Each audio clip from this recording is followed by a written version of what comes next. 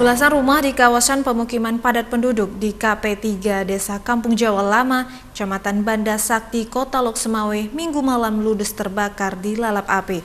Struktur rumah yang berdempetan dan berkonstruksi kayu membuat api terus merambat ke rumah lainnya.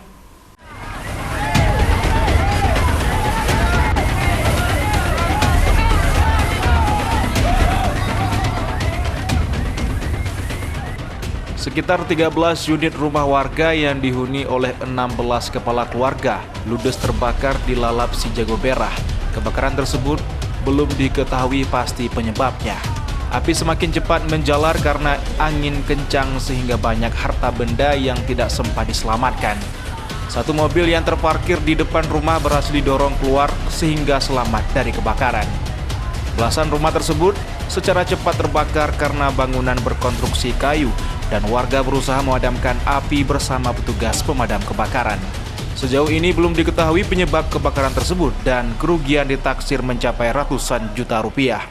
Dari Lok Semawe, Armia Jamil, iNews melaporkan.